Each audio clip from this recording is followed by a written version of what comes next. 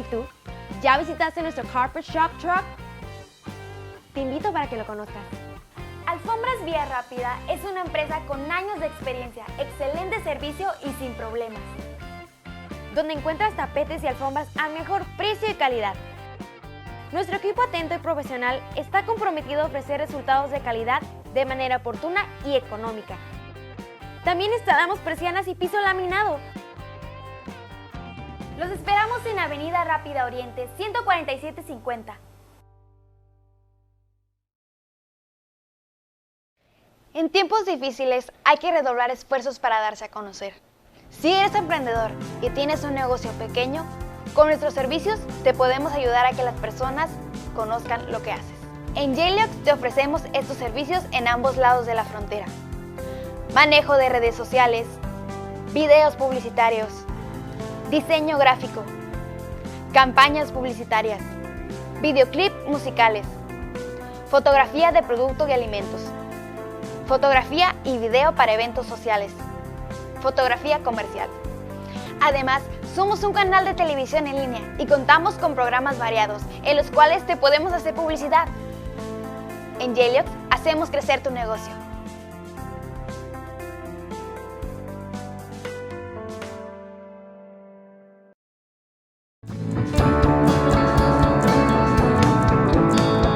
J-Lux, tu canal latino de expresión.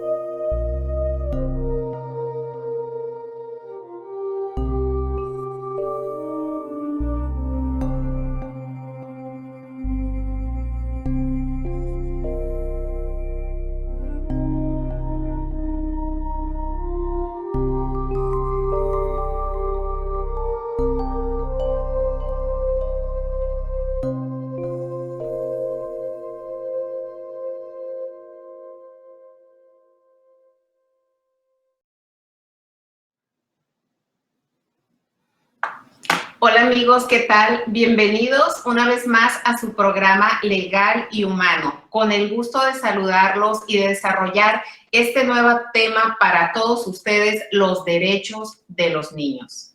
Y ya vimos nuestro intro, amigos, en donde pudimos ver algunas fotografías escalofriantes y conmovedoras acerca de hasta dónde puede llegar el maltrato sobre los niños. Y como saben, la intención de este programa siempre es y será despertar conciencias dentro de todos nosotros, despertar ese lado ciego, abrir ese lado ciego que como sociedad y como seres humanos tenemos hacia situaciones dolorosas de nuestra vida. Y hoy con el tema, el derecho de los niños. ¿Tienen derechos los niños? ¿Qué derechos le corresponden a los chiquitines, a los infantes? ¿Desde cuándo han sido regulados estos derechos? ¿Quiénes son los responsables directos frente a los derechos de los niños? ¿El gobierno, la sociedad, la familia, los padres? Vamos a hacer un recuento por todo este tema, esperando que sea de mucha utilidad, especialmente para los padres de familias, ese padre, esa madre que tiene la oportunidad hoy de formar un nuevo ser humano. Porque definitivamente dice el eslogan, la familia es la célula básica de la sociedad. Y en esa familia, yo lo podría decir este día como que es la fábrica de esos protagonistas de nuestra sociedad del futuro. Estamos creando los hombres, las mujeres, los padres, las madres, los gobernantes de nuestro futuro, o los delincuentes, o las personas problemáticas que les es muy difícil integrarse al desarrollo de la sociedad y a su desarrollo humano. Entonces, amigos, pues desde la parte legal de este programa, desde la parte legal podemos decir que no fue sino hasta el siglo XX, por ahí más o menos en 1924, cuando se da una convención de Ginebra, es donde hay una declaración, una primera declaración sobre los derechos de los niños. Es históricamente el primer instrumento legal a través del cual, digamos, este tipo de organizaciones internacionales hace un formal reconocimiento acerca de los derechos que le corresponden a los niños. Sin embargo, digamos que este fue un primer documento que fue el sustento para aquellas, digamos, innovaciones que se dieron después de la Segunda Guerra Mundial, en donde sabemos que con el paso de esta Segunda Guerra Mundial fue necesario la Organización Mundial de los Estados y el reconocimiento y la defensa a los derechos humanos de la humanidad, al derecho humano, a los derechos del hombre. Esta declaratoria que se da en 1948. Entonces, vemos pues que en esta declaratoria de los derechos humanos en 1948 tiene unos matices de reconocimiento acerca de los derechos que le corresponden a los niños. Sin embargo, no fue formalmente un documento, digamos, especializado en ese reconocimiento de los derechos de la niñez. No vino siendo unos cuantos años después, en 1959, cuando ya formalmente se emite también por la Organización de las Naciones Unidas una declaratoria universal de los derechos de los niños. Pero sabemos pues que este tipo de documentos, como lo son una declaratoria, pues si bien es un reconocimiento, digamos, universal hacia ciertos derechos, finalmente estas declaratorias no comprometen legalmente a los estados o a los gobiernos o a los países que forman parte de estas organizaciones a cumplirlos. Sin embargo, vamos a ver que más adelante de que se da esta Declaración de los Derechos de los Niños en 1959, no viene siendo hasta 1989 cuando formalmente ya se crea un documento que ahora sí viene siendo un instrumento que obliga a los países que lo suscribieron este tratado a reconocer y a garantizar la aplicación de los derechos de los niños. Y bueno, con este breve capítulo hago un recuento de esos instrumentos jurídicos internacionales, ¿no? Cómo fueron los primeros pasos en el campo legal para venir a reconocer los derechos de los niños. Yo creo, amigos, que este tema del derecho de los niños, del derecho de las mujeres, que pudiéramos decir son derechos grupales o de ciertos sectores que reconocen los derechos de ciertos sectores. Yo creo que en este caso el derecho de los niños es un derecho increíblemente importante. Yo considero que dentro de toda la vida de un ser humano es precisamente la infancia. Es esa infancia cuando se da realmente la formación del desarrollo de esa persona. Entonces, todas esas experiencias, ese trato que recibió ese menor, es el que va a determinar o a ser un factor tremendamente fuerte en la personalidad que ese niño desarrolle en su vida adulta, en su capacidad para adaptarse a la sociedad, para salir adelante, para poder, a su vez, poder crear una familia sana y a su vez también poder heredar y transmitir a sus hijos una sana formación. Pero qué lamentable es cuando, en este caso, esos menores no tienen garantizado ese sano desarrollo. Y esta es una cuestión bastante difícil porque si vemos quiénes son los encargados de vigilar el cumplimiento de las leyes y el respeto de los derechos, pues lo es el gobierno y lo es a través de las diferentes instituciones de impartición de justicia que cada país tiene. Sin embargo, ¿qué sucede con los derechos de los niños? ¿Dónde es donde se administran y se conceden o se violan los derechos del menor? Lo es al interior de la vivienda, al interior de la familia. Entonces, la mayor parte de estas violaciones a los derechos de los niños quedan silenciadas, quedan ocultas alrededor de las paredes de esa casa, de esa familia, de ese hogar en el que a ese niño le tocó vivir. Ahora, la condición de un menor es una condición extremadamente vulnerable porque un menor no tiene esa capacidad de defensa, no tiene esa capacidad de entendimiento de la situación que está viviendo, no tiene la posibilidad de accionar una denuncia, una acusación, de pedir auxilio. Entonces, es una situación en la que con toda facilidad se puede crear una impunidad a la violación de los derechos de los niños, al maltrato, al abuso, a la explotación de estos menores. Y lo más lamentable es que la mayor parte de este tipo de abusos, de delitos o de incumplimiento de obligaciones se protagoniza precisamente por los padres o por los familiares más cercanos, que vienen siendo legalmente los mayormente responsables del cuidado y del sano desarrollo físico, mental, emocional y espiritual de ese menor. Entonces, difícil la circunstancia de un menor que se ve atrapado en una situación como esta. ¿De dónde le puede llegar la ayuda? ¿Quién lo puede ayudar? ¿Cómo poder salir de esta situación de abuso cuando esto está interiorizado dentro de la familia, cubierto muchas veces por, digamos, el contubernio o ese sistema familiar en donde ven con naturalidad este tipo de situaciones? Entonces, muy bien por aquellos esfuerzos a nivel internacional que han hecho las organizaciones por estas declaratorias de los derechos de los niños, que ahorita vamos a ver cuáles son los derechos fundamentales de los menores.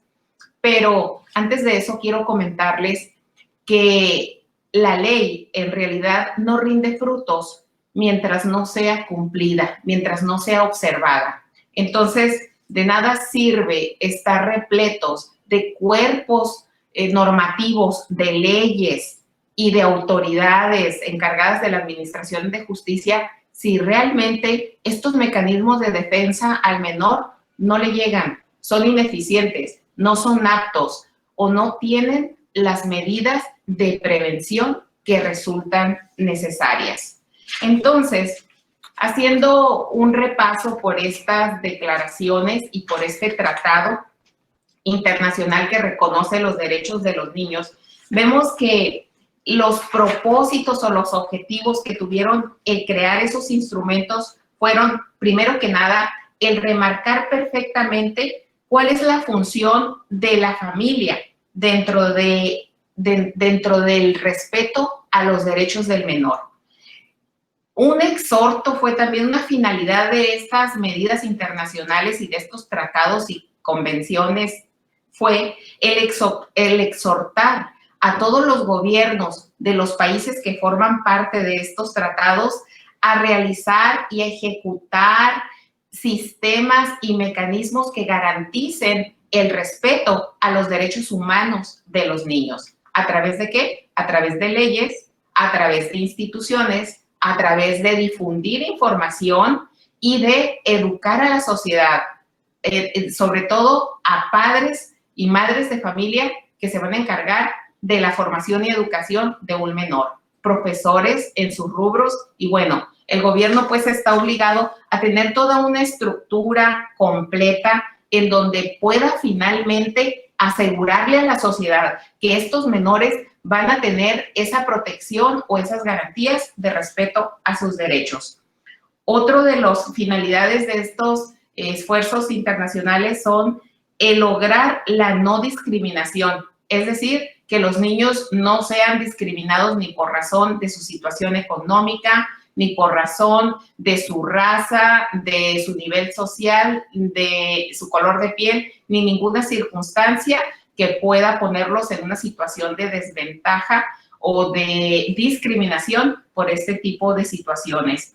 Otra finalidad es establecer claramente las obligaciones y la responsabilidad que tiene sociedad, gobierno y familia en este tema de el buen trato a los menores. Y bueno, también yo creo que la más importante que a mí me parece de las finalidades de este tipo de regulaciones es el despertar la conciencia de la sociedad en cuál es el efecto y las consecuencias de someter a un menor a una situación de maltrato. ¿Cómo le afecta, pues, al corto, mediano y largo plazo el maltrato al menor en su sano desarrollo? ¿Cómo le obstaculiza el poder lograr un sano desarrollo y sus capacidades? Yo les preguntaría, amigos, a quienes nos están escuchando, les preguntaría si encuentran una relación entre infancia y destino. Si encuentran una relación entre infancia y enfermedad, hablando de enfermedad física, mental y emocional. ¿Encuentran alguna relación entre infancia y drogadicción? ¿Relación entre infancia y adicciones? En este caso, yo considero que existe una íntima relación entre esas experiencias que se viven en la infancia y el desenlace de este tipo de acontecimientos, como son el desencadenamiento de enfermedades, sobre todo las enfermedades emocionales y todo tipo de adicciones, que ahí entra toda una gama desde drogadicción, alcoholismo, adicción a la comida, bulimia,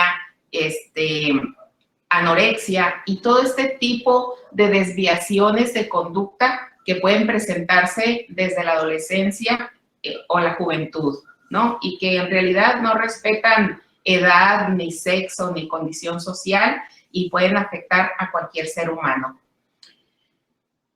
Hay mucho que hacer en este tema.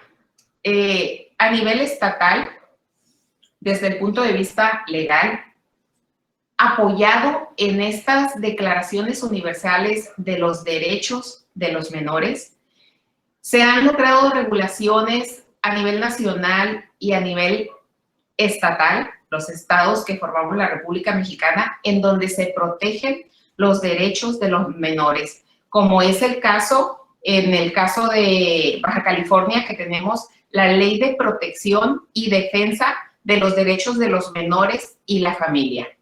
Y con base en esta ley se establecen las autoridades y las instituciones competentes que tienen la responsabilidad de vigilar por el sano desarrollo de la familia.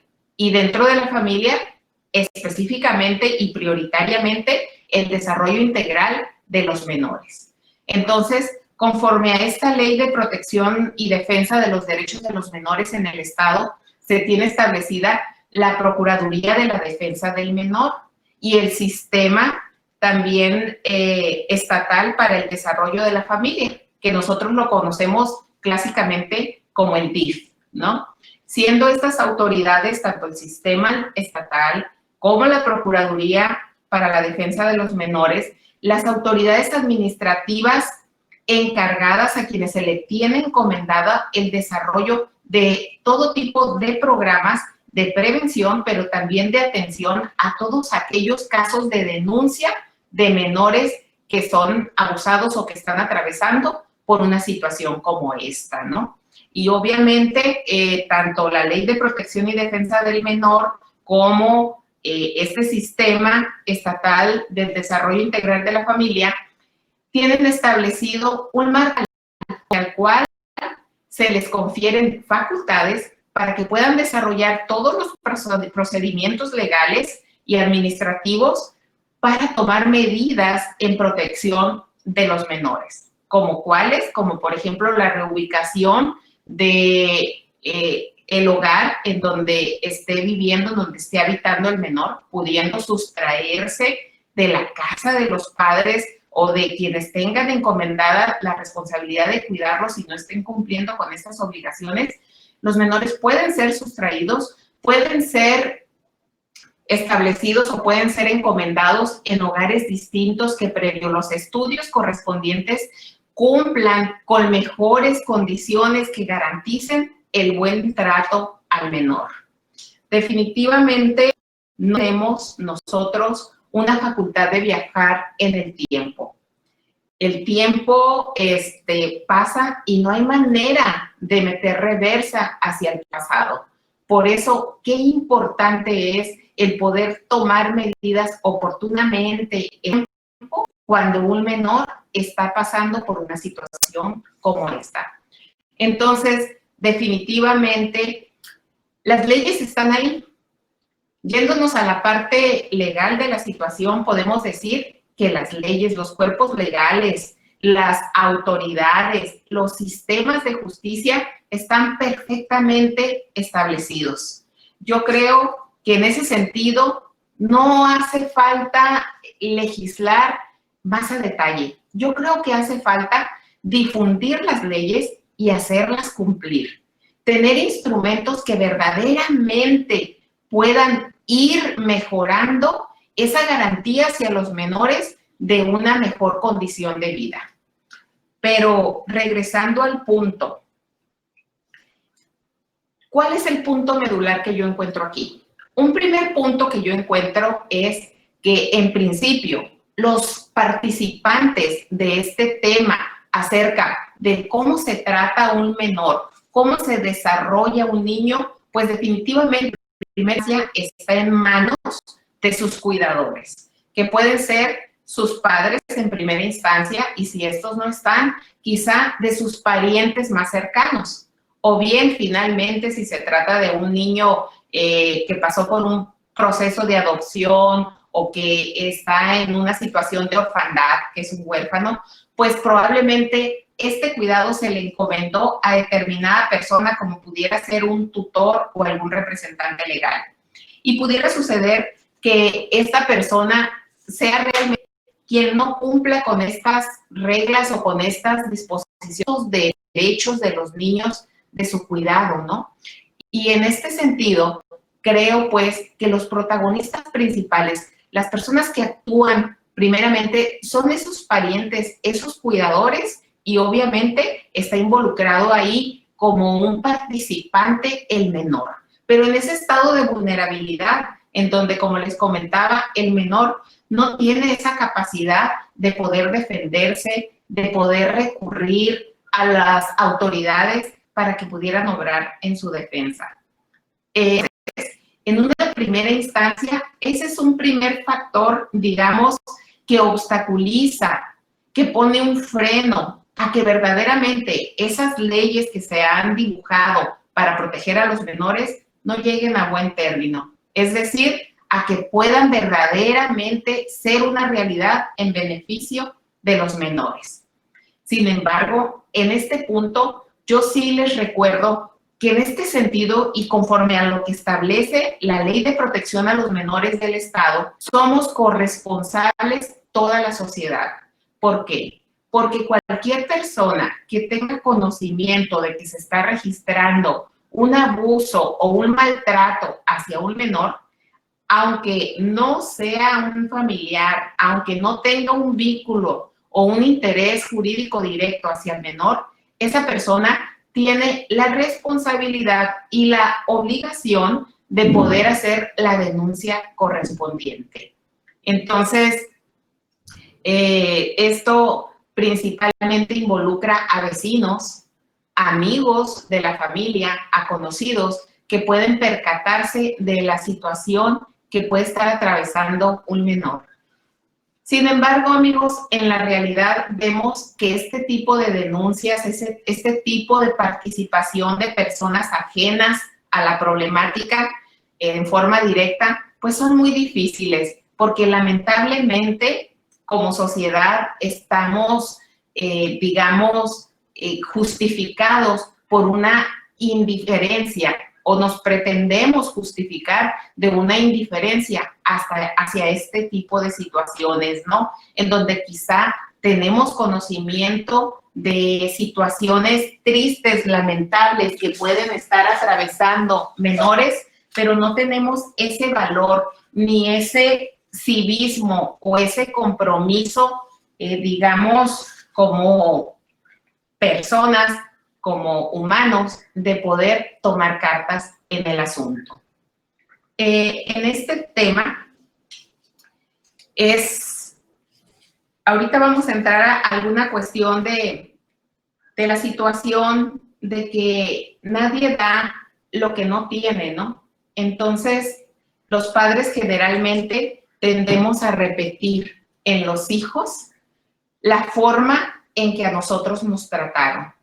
O lamentablemente volcamos en los hijos esas partes o esas no acomodadas, esas frustraciones, esos desacomodos internos, esas limitaciones que no nos permiten el poder obrar amorosamente hacia los menores.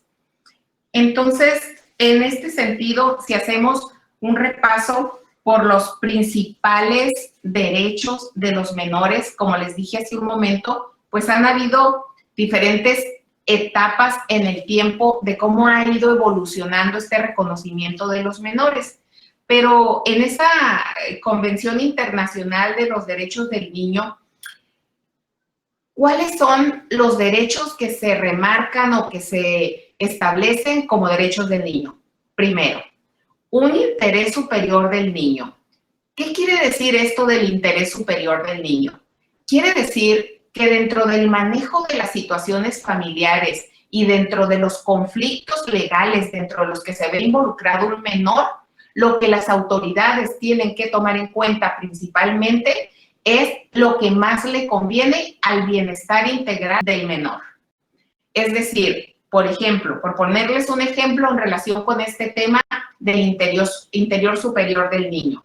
El interior superior del niño, por ejemplo, en el caso de un divorcio, en donde los padres estén peleando la custodia del menor, quién debe tener la custodia del menor o cómo debe ser el régimen de visitas, en este sentido, lo que debe de gobernar y lo que el juzgador, el juez, debe tomar muy seriamente en cuenta es qué es lo que más le conviene al menor, por encima de los intereses personales que el papá o la mamá pudieran tener respecto del hijo. Igualmente, en el caso de tratándose de alimentos, de educación, de salud, debe de prevalecer lo que más le convenga al beneficio del menor. Otro de los derechos que son reconocidos por la Convención Internacional son el derecho a la no discriminación, como ya lo dijimos ahora. Sin embargo, ante el tema de la no discriminación, yéndonos a la realidad, y no obstante que ahí en los cuerpos legales, en las convenciones internacionales, en los tratados internacionales, pudiéramos encontrar que efectivamente se realza el derecho a la no discriminación y que hasta nuestras leyes estatales nos tengan reconocido este derecho humano del menor, lo cierto es que vivimos atrapados en un medio de bullying. ¿Quiénes no hemos tenido a nuestros hijos en la escuela en los que no hayamos identificado que en realidad el bullying es una realidad y que va desarrollándose en forma creciente y que lamentablemente muchas veces se confabula esta situación o se beneficia con la indiferencia de los maestros, de los directivos de las escuelas, en donde en realidad no se toman serias y drásticas medidas para terminar con esas prácticas de bullying. Y qué decir de los padres, ¿no? En donde muchas veces nosotros como papás somos cómplices o somos colaboradores de este tipo de situaciones, en donde, por ejemplo, y se dan situaciones en donde los maestros pueden mandar una nota hacia los padres acusando una situación inadecuada de los hijos. Por ejemplo, en este caso decir que nos llega una acusación de que uno de nuestros hijos está practicando el bullying en contra de sus compañeros. ¿Y qué hacemos? Muchas veces esos padres nos molestamos o tendemos a proteger, a solapar a nuestro hijo en ese tipo de prácticas, ignorando que en realidad, lejos de hacerle, no solamente dañar al niño que estuviera siendo víctima de bullying, estamos dañando principalmente a nuestro hijo. El no poner ese tipo de límites, el no enseñarle, por ejemplo, el respeto y la compasión hacia otras personas que incluso se pueden encontrar en una situación de mayor desventaja, ¿no? Que muchas veces precisamente a ese niño que tiene una incapacidad, algún defecto físico o una situación de alguna enfermedad es donde mayormente se le carga toda esta denigración a través del bullying, y cómo es que lejos de poder tener compasión de ese tipo de situaciones, por el contrario, son ahora sí que el ojo del huracán para ser víctima de este bullying. Pero, ¿cuál es el rol? ¿Cuál es la responsabilidad de los padres de esos niños agresores en el bullying? Por esto, yo hoy quiero pronunciarme de la gran importancia que tiene el rol de nosotros como papás, de poder estar capacitados para poder llevar ese trabajo como padres. Porque definitivamente nadie nos enseñó a ser papás y nadie puede dar lo que no tiene. Entonces, yo lo podría comparar con este ejemplo. Vamos a imaginar que un médico, un estudiante de medicina, en su primer semestre en que estudia medicina, imaginemos que entra al quirófano a operar una operación de corazón abierto. ¿Se pueden imaginar ustedes si esa persona puede tener esa capacidad, ese estudiante de medicina, de llevar a cabo una cirugía de esta naturaleza? Un médico, para poder llegar a tener esas habilidades de esa cirugía, requeriría no solamente 5 años quizá de su carrera de medicina, sino además tener su práctica en un hospital, su servicio social, su especialidad, y probablemente esto le pudiéramos contar fácilmente unos 10 años para tener esas habilidades y esa pericia para poder desarrollarse como médico. Y estamos hablando, amigos, de esa capacidad de poder hacer una operación de corazón. Sin embargo, vamos a la comparativa de lo que es formar a un nuevo hombre o a una nueva mujer. Formar y poder educar a un nuevo ser humano. ¿Cómo nos preparamos para hacer esa tarea? ¿Cuántos años estudiamos para saber y capacitarnos para educar a nuestros hijos? ¿Cuántas materias dentro de nuestra formación académica cursamos para saber cómo reaccionar ante las rabietas de nuestros hijos, ante las manipulaciones de nuestros hijos, ante las necesidades, no solamente físicas, sino necesidades afectivas, emocionales de nuestros hijos? Pregunta al aire. En mi experiencia, verdaderamente, yo no conozco absolutamente a nadie que haya recibido esta capacitación para ser papá, para ser mamá. Y digamos que lo más difícil del caso es que muchas veces, cuando llegamos a ese nivel de ejercer la paternidad o la maternidad, venimos a realizarlo conforme aprendimos en casa. Es decir, nos basamos para ser padres, para ser madres, en ese modelo que tuvimos en nuestra casa de cómo fuimos educados nosotros o cómo fueron educados nuestros hermanos. ¿Y qué creen, amigos? Que muchas veces solamente estamos repitiendo modelos de vida, cadenas de sistemas familiares, en donde definitivamente muchas veces van todavía degradando con el paso de las generaciones los resultados. Es decir, si no nos capacitamos, si no tenemos esos valores y ese entendimiento que nos permita ejercer sanamente esa paternidad, probablemente vamos a llevar un trabajo más distorsionado que el que quizá pudieron haber realizado nuestros antepasados. Entonces, qué importante es podernos capacitar, podernos entrenar para ejercer esa maternidad y esa paternidad. Definitivamente hay personas que afortunadamente gozan de una salud emocional y de una salud espiritual para poder llevar a cabo perfectamente esa tarea. Porque yo creo que una de las principales herramientas para llevar a cabo esa labor es esa capacidad de amar. Y no de un amor egoísta, no de un amor condicionado, sino de un amor incondicional. Y el amor no quiere decir consentimiento y falta de límites, por el contrario. El amor significa el poder asegurar siempre y tomar las mejores decisiones que les convengan a los menores de quienes tenemos el cuidado.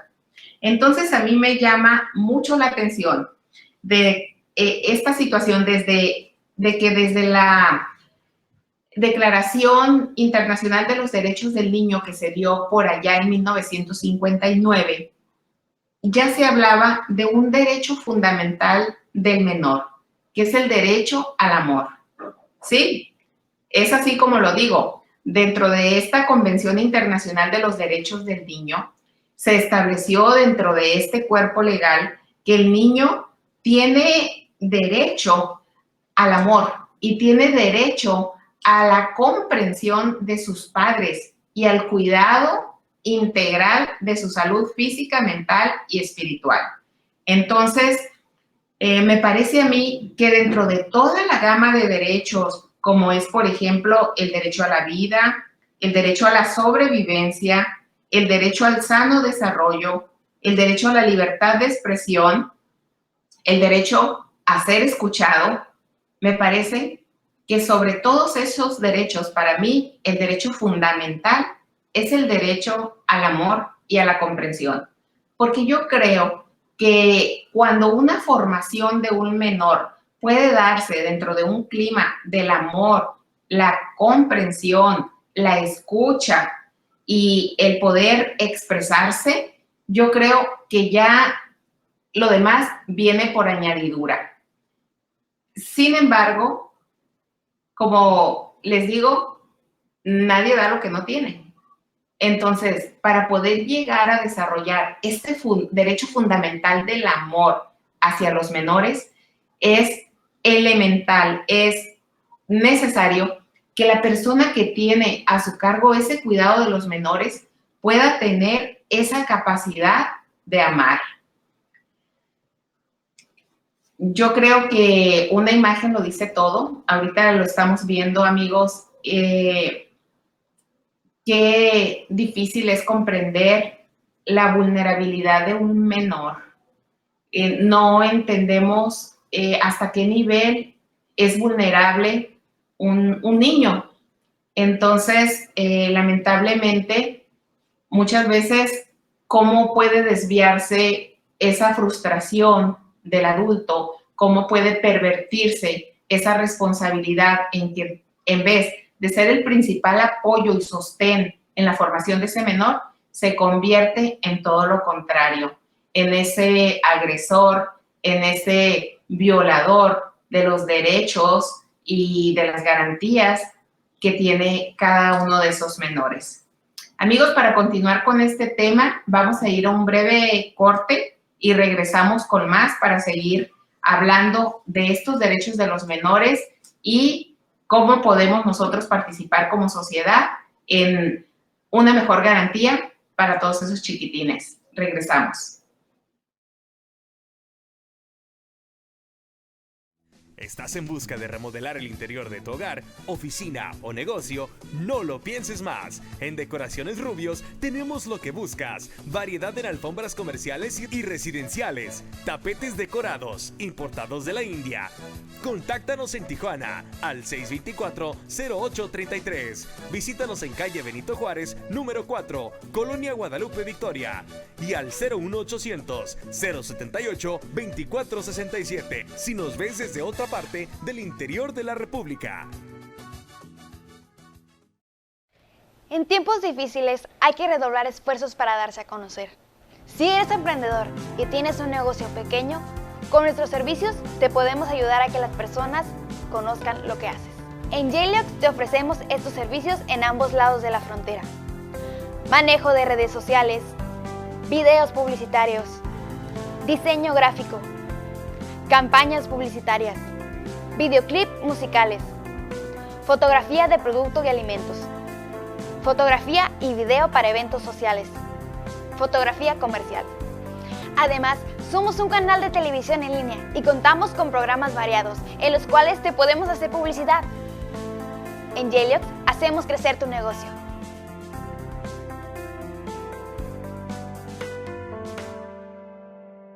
No hay nada que decir, no hay nada que sentir.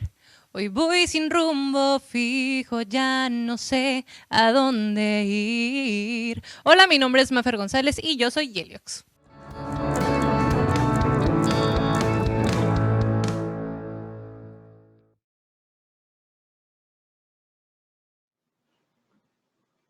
Ya estamos de regreso, amigos, con este tema del día de hoy, los derechos de los niños. Un tema importantísimo para la sociedad porque definitivamente esos niños son los hombres y las mujeres del futuro. ¿Y qué estamos haciendo nosotros hoy como sociedad y como padres de familia responsables de esos menores en su sana formación, que no es nada más la cuestión física y material? Es una formación además mental, espiritual, educativa, psicológica.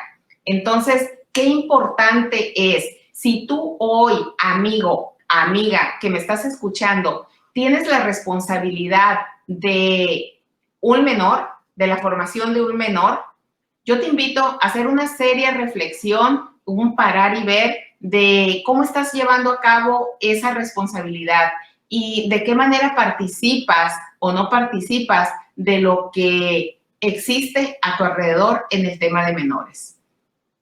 Lamentablemente, amigos, esta situación por la que estamos atravesando ahora de la pandemia, en donde hay miles de muertos, ¿qué representa esto en el tema de menores? Pues representa que muchos de los menores de hoy van a quedar en una situación de orfandad, de padre, de madre, de ambos, recordando que este tema de la enfermedad del COVID afecta familias enteras.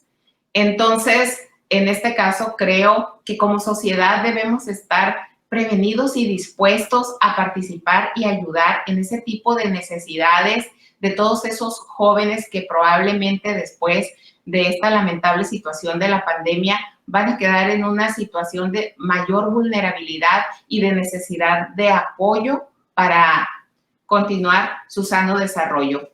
Entonces, ojalá que los gobiernos, y no nada más los gobiernos, también las organizaciones de la iniciativa privada y todos a nivel como sociedad podamos estar dispuestos a participar en pro de todos esos menores. Entonces, haciendo un recuento, amigos, ¿cuáles son los derechos de esos menores? Pues los menores, conforme a la serie de leyes y de declaraciones internacionales que he comentado, pues tienen derechos de carácter económico, de carácter social, de carácter político, en materia de salubridad y también en materia de cuidado personal, amor, comprensión y todas estas cuestiones. Pero haciendo un recapitulado de estos derechos, pues todo menor tiene derecho principalmente a tener un nombre, a tener una identidad, a tener una familia, pero no cualquier familia, sino una familia que pueda verdaderamente estar enfocada en la protección, el cuidado y el sano desarrollo de esos menores. Tiene derecho el menor también a una vivienda,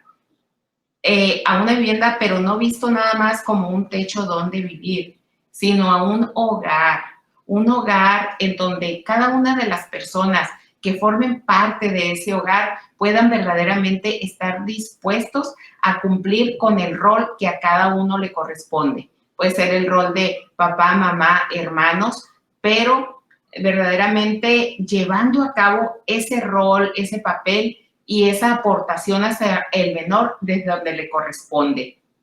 Tiene derecho el menor también a una educación. Y en este caso, yo les podría citar ahorita un ejemplo, ¿no? Cuando hablamos de educación, luego pensamos en la escuela, en el sistema educativo del país, en que aprendan a leer y que aprendan todas estas materias, digamos, académicas. Sin embargo, la educación va más allá, amigos.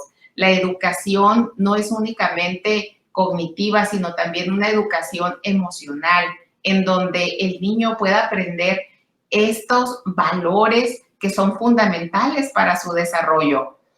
Valores como, por ejemplo, el amor, la amistad, el respeto, la honestidad, la seguridad, la confianza y, bueno, principalmente seguridad y confianza hacia ellos mismos, ¿no?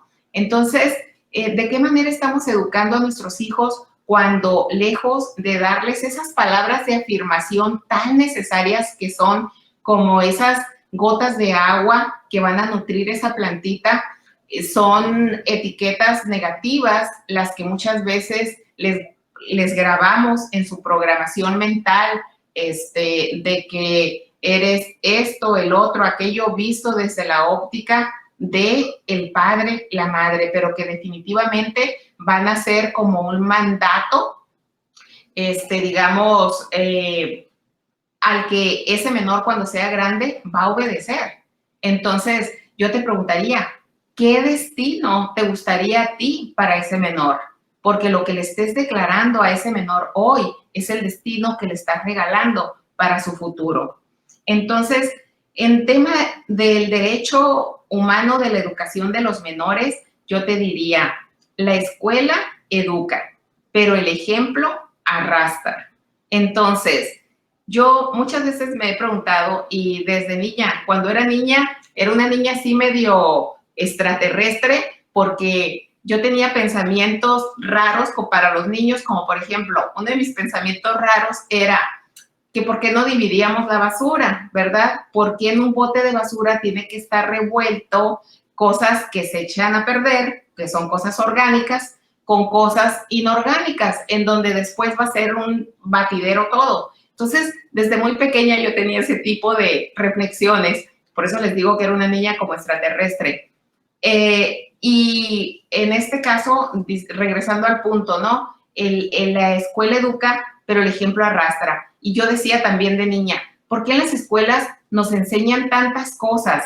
Lo cual, esto ya lo fui evolucionando ya de más grandecita, cuando yo decía, ¿de qué me sirve saber sacar una raíz cuadrada si, por ejemplo, yo no conozco nada de mí misma? No conozco que tengo una vida emocional, que tengo pensamientos, que los pensamientos me influyen en mi conducta, que mis emociones me pueden ayudar o pueden ser mis peores enemigas. Entonces, qué importante es que un adolescente, por ejemplo, en una secundaria, en una preparatoria o incluso los niños desde pequeños, podamos empezar a conocernos a nosotros mismos, a entendernos, a tener una visión muy clara que de lo que nos alimentemos es lo que vamos a hacer. Como dice el dicho, eres lo que comes, pero no únicamente lo que comes por la boca, sino lo que comes por los ojos, por los oídos. ¿Por qué? Porque, por ejemplo, si un adolescente pudiera tener conciencia del efecto tan perjudicial que le resulta el estar adicto a la pornografía, esa ventana tan dañina y tan peligrosa que se nos abrió un par de décadas, que es el Internet, y cómo puede ser de verdad un aliado para el crecimiento de nuestros hijos o puede ser verdaderamente un enemigo. ¿Por qué? Porque los padres muchas veces estamos en otra cosa, generalmente en el trabajo, o muchas veces simplemente somos ausentes en casa. Entonces, ¿cómo es importante el poder estar supervisando qué es lo que nuestros hijos están consumiendo a través de ese Internet, en donde no hay límites? Y la verdad, es una brecha generacional en donde esta generación de nuestros hijos nos está a nosotros ganando la delantera, porque en este caso, nosotros como papás que no crecimos en un mundo, en una infancia de Internet, nos cuesta mucho ponernos a la vanguardia en este tipo de casos. Entonces, nos resulta muy difícil supervisar muchas veces lo que esos menores están viendo en Internet, porque nosotros no lo conocemos y no tenemos idea muchas veces hasta dónde puede llegar esa fuente de información para nuestros hijos. Otro derecho fundamental que tienen nuestros menores es el derecho a una alimentación sana y a una higiene. Entonces, en este caso de la alimentación sana, lamentablemente, pues muchas veces influye en la situación económica en donde no es posible proporcionar a esos menores una alimentación sana, pero muchas veces lo que no se tiene es la voluntad de hacerlo. ¿Por qué? Porque muchas veces los padres dejamos en plena libertad a nuestros hijos que coman lo que quieran, ¿verdad? Sobre todo el azúcar, que se vuelve una adicción en los menores. Entonces, ¿cómo es esa necesidad por el amor a nuestros hijos, por el cuidado a nuestros hijos, de poner esos límites hasta en ese tipo de detalles?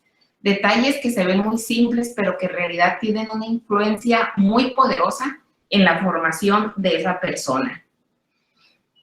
Otro derecho del menor es que tiene el derecho a no trabajar durante su menor edad y que mientras no logre su mayoría de edad, solo en casos muy excepcionales, podrá tener esa autorización de padres y de gobierno para poder ejercer un trabajo. Y esto es muy importante, amigos, porque el tema del trabajo ha sido una fuente de abuso muy fuerte hacia los menores, en donde muchos de ellos se ven obligados a trabajar por los padres en una situación de explotación, ¿no? Y que muchas veces nosotros como sociedad, pues somos testigos, porque no falta en qué semáforo lleguemos, en donde está plagado de menores que están haciendo acrobacias, están bailando o simplemente estén pasando el sombrerito, ¿no?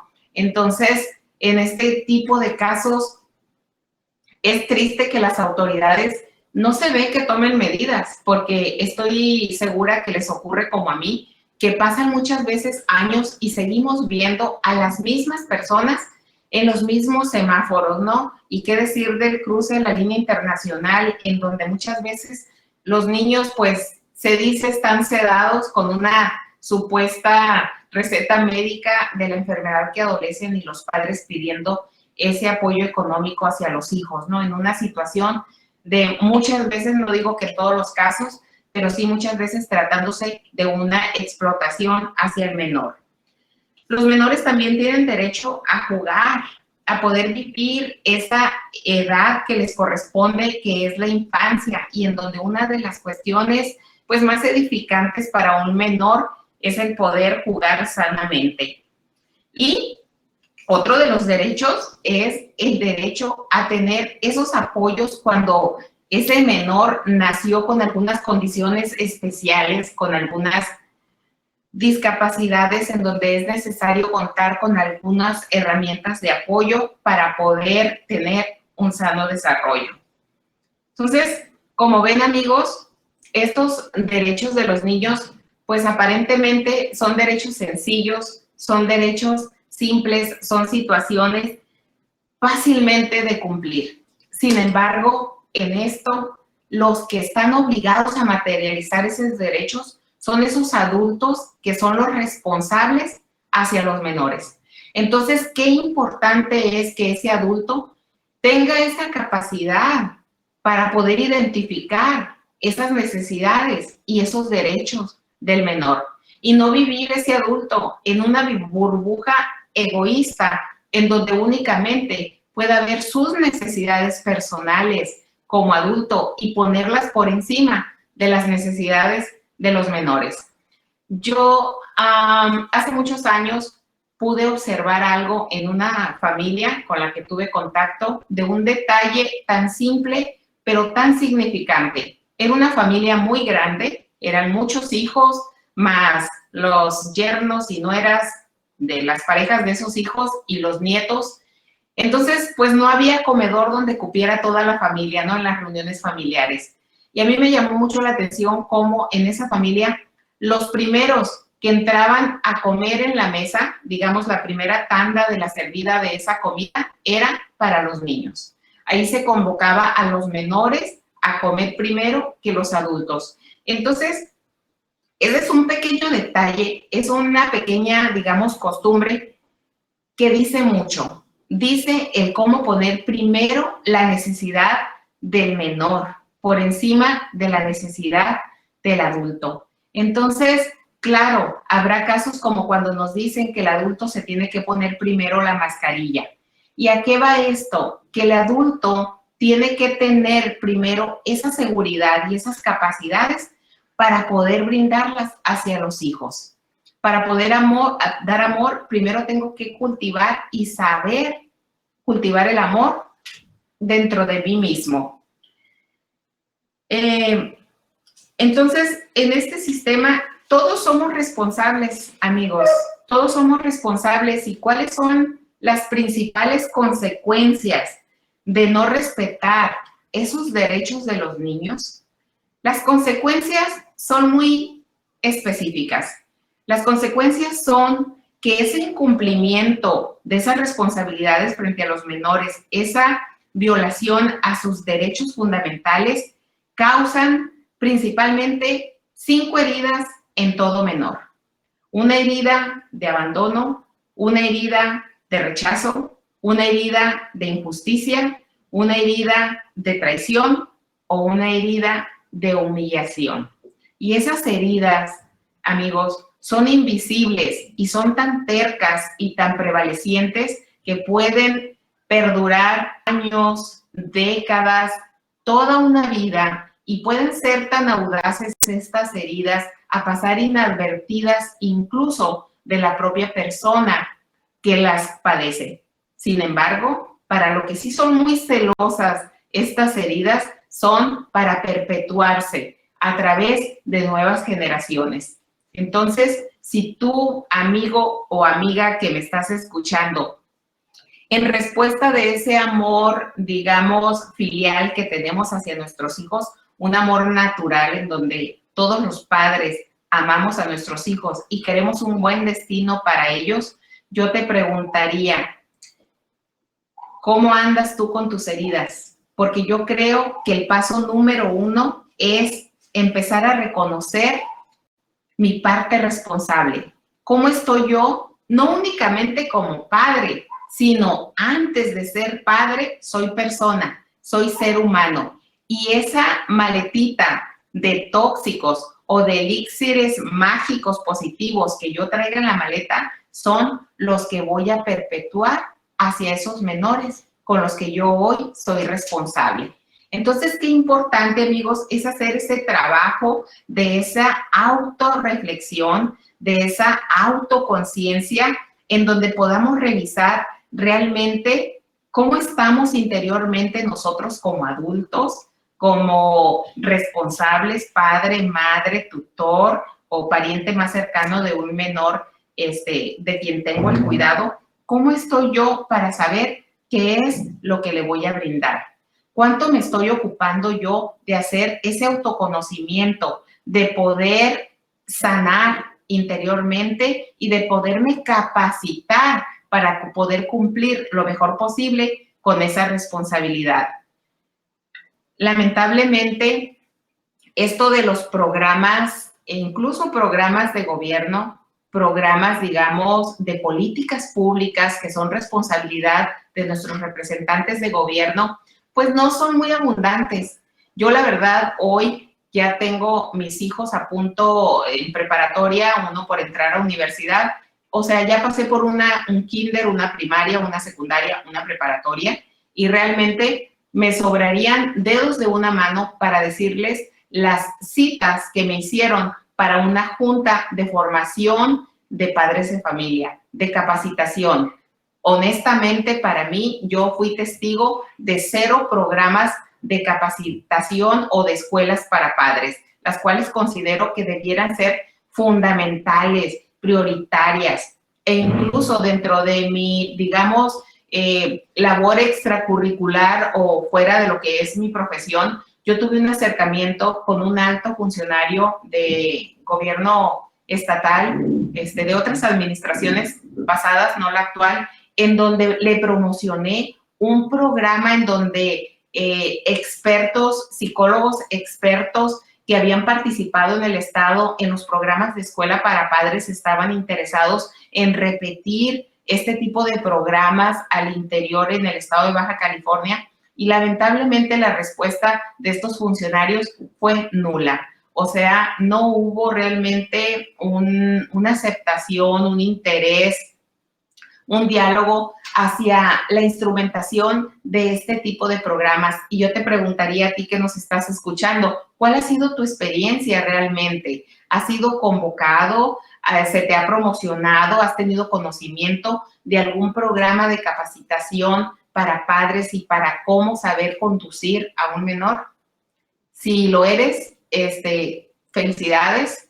Mi recomendación es tomemos todo lo que esté a nuestra mano para tener herramientas en cumplir con esa importantísima tarea, porque yo creo que, como les dije ahorita, la formación de un médico quizás se da hasta su especialidad en 10 años de estudio, y la profesión de médico es incomparable con la profesión de padre o madre de familia, que creo que es la profesión más importante que tenemos como seres humanos. Entonces, qué importante es capacitarnos, y en realidad esto, ahí somos corresponsables, y debe de surgir no únicamente como una iniciativa de gobierno, sino como una iniciativa personal a través de una autoeducación.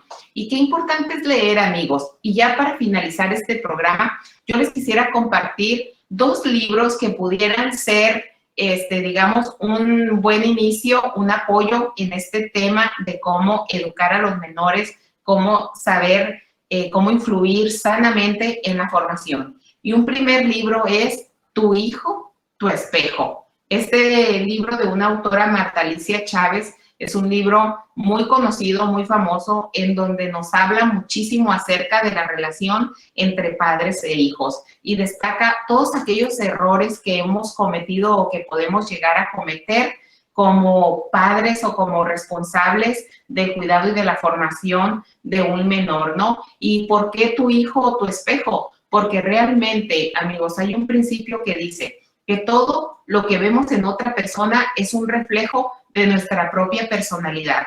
Entonces, como la escuela educa, pero el ejemplo arrastra, nuestros hijos van a ser exactamente la réplica de lo que nosotros sembremos en ellos. Entonces, este libro súper recomendado. Y el otro libro que les recomiendo es que es Perdón, no fue mi intención.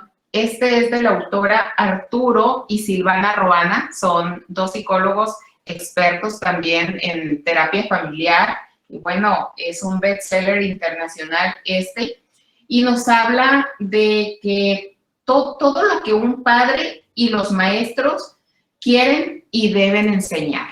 Entonces, esta es una guía para nosotros como padres, es una guía también para los maestros que tienen una influencia tan grande en la formación de nuestros hijos, y yo creo que puede ser un buen inicio para ti si estás interesado en cómo poder capacitarte y cómo tener esas habilidades para influir positivamente en la formación de los hombres y de las mujeres del futuro. que hoy son esos chiquitines, esos niños y niñas de los que tenemos encomendados su cuidado. Ojalá esta información haya sido de tu ayuda, de tu interés, y nos veremos en un próximo programa Legal y Humano. Gracias por acompañarnos y nos vemos hasta la próxima. Hasta luego.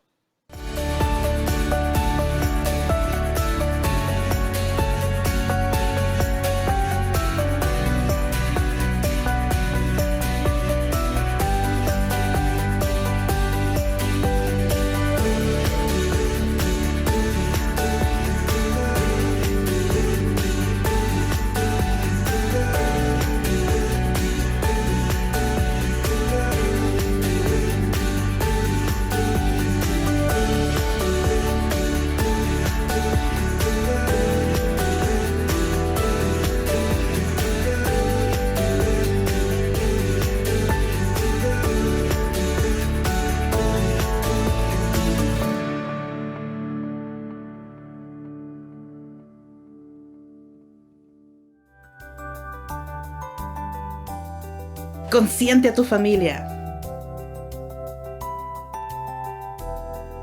Decoraciones Rubios.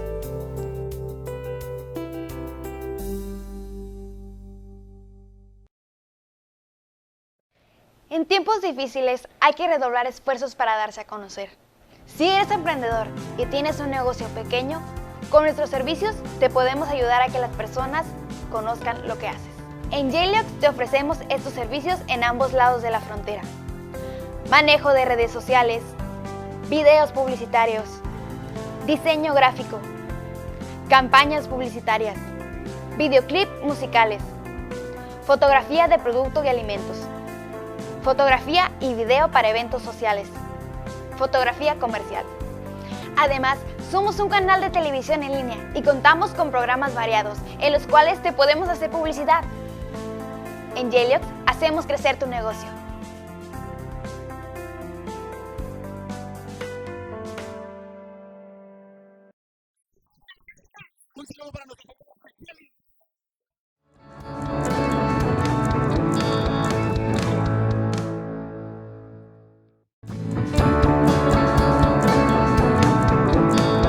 J-Lux, tu canal latino de expresión.